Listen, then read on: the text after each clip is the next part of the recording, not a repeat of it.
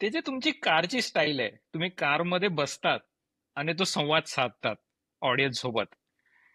भरपूर influencer fancy editing असणार, special effect असणार, टेक्स्ट तिकडून झपझूप येतंय, पण काय ते कंटेंट मध्ये काय म्हणजे व्हॅल्यू काय नाही, कचरा. पण तुमचं ते एकदम सिम्पल स्टाईल मध्ये अनएडिटेड असतं, तुमचं अनस्क्रिप्टेड असतं, रॉ असतं. आणि तुमच्या त्या रील्सला, तुमच्या त्या युट्यूब शॉर्ट्सला, तुमच्या त्या युट्यूब व्हिडिओला हजारो लाखो व्ह्यूज मिळतात. ही जी टेक्निक तुम्ही डेव्हलप केली आहे, ही पहिल्या दिवसापासून अशीच टेक्निक होती का ही रिफाईंड झाली आहे तुमची? आम्रवाज पारे म्हणून एक खूप मोठा फ्रेंच सर्जन होता. त्याचा जन्म 1510 साली झाला. तर तेव्हा त्याने एक पुस्तक लिहिलं होतं सर्जरीवर आणि ते हा. खूप हिट झालं डॉक्टर्समध्ये. कारण त्याने ते फ्रेंचमध्ये लिहिलं होतं. तेव्हा सगळं लॅटिनमध्ये असायचं.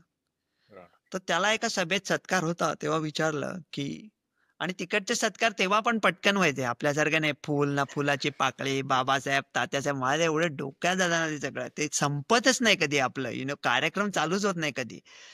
तर ते म्हणले, "तुम्ही हे फ्रेंचमध्ये का लिहिलं?" कारण तो मला बोंबलायला फक्त एकच भाषा येते, फ्रेंच. मला लॅटिन येतच नाही. म्हणजे मला हे कदाचित एडिटिंग जमलं सुद्धा नसतं करणं. आणि दुसरं कसं असतं ना, की time expands to the work expands to fit the time allotted.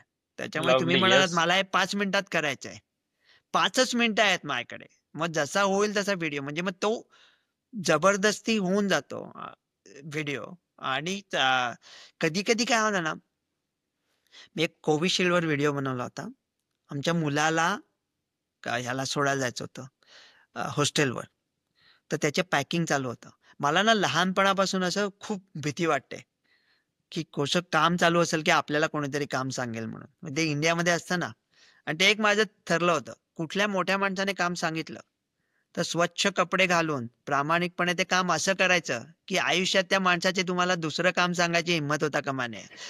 तर त्याच्यामुळे मला काहीतरी काम सांगेल भीती वाटत होती. म्हणून मी म्हटलं, की मी व्हिडिओ बनवतोय. म्हणून मी लॅपटॉप उघडून बसलो होतो. मग ते सतत चेक करत होते, कुठला व्हिडिओ बनवतोय. म्हणून मी काहीतरी कोविशिल्डवरून बोलून टाकलं, की घाबरू नका 2 डोस वगैरे काहीतरी.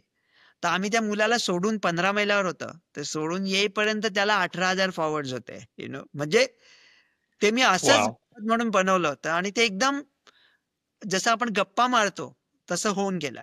आणि कसं असतंय बाकीच्यांना कदाचित ज्यांना जमत नाही, हे एडिटिंग वगैरे, तर त्यांच्यामुळे मी म्हणेन मला जमतच नाही. पण मला हा जी आपली स्टाईल असते किंवा त्याच्यामध्ये जो एक गप्पा मारल्याचा किंवा जो असा एक खेळीमेळीचा फील येतो किंवा आपण म्हणजे तुम्ही त्यांना इन्व्हॉल्व करताय त्याच्यामध्ये, येस. तसा जो फील होतो, की आणि ते लोकांच्या मनातलंच असतं. पण तुमचा स्टोरी टेलिंग हा म्हणजे जबरदस्त स्ट्रॉंग पॉइंट आहे. तुम्ही आता मी तुम्हाला प्रश्न विचारतोय तर तुम्ही इमिजिएटली स्टोरी सांगताय तुम्ही, आणि त्या स्टोरी मधनं तुम्ही उत्तर देताय. तर ते मी पण फार तुमच्या व्हिडिओज मध्ये नोटीस करतो. आणि ते तुम्ही एवढ्या सहज गुंतवता ना त्या प्रश्नामध्ये, ते फारच उल्लेखनीय आहे.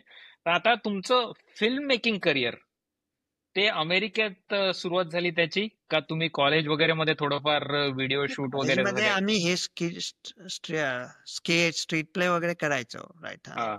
तेव्हा सुद्धा म्हणजे फिल्म मेकिंग पण इंडियात करणं कठीण होतं. बरोबर आहे. म्हणजे इंडियात म्हणजे तू डॉक्टर आणि हे कसं मला ते कळत नाही ना. म्हणजे मला नेहमी तुम्ही डॉक्टर तुम्हाला वेळ कसा मिळतो? का नाही वेळ मिळणार? म्हणजे आणि म्हणजे असं ऍक्च्युली हा काही प्रश्न मी तुम्हाला विचारणार होतो, डॉक्टर. हां, हां. पण म्हणजे तुम्ही असं कोणीतरी पाप केला जर का म्हणतात, "अरे तुम्हाला असं कसं होतं?" वगैरे म्हणजे हां. तर नाही मी इथे येऊन मेडिकल फिल्म स्कूलला गेलो 2 हो. वर्ष. आणि खरे माझ्या बायकोला माझे मूव्ही वगैरे काही आवडत नाहीत विशेष. पण तिने मला जो गुरुमंत्र दिला होता त्याचा मी पालन करत आलो. ती "तू बनव रे मूव्ही, लोकं काय वाटेल ते बघतात."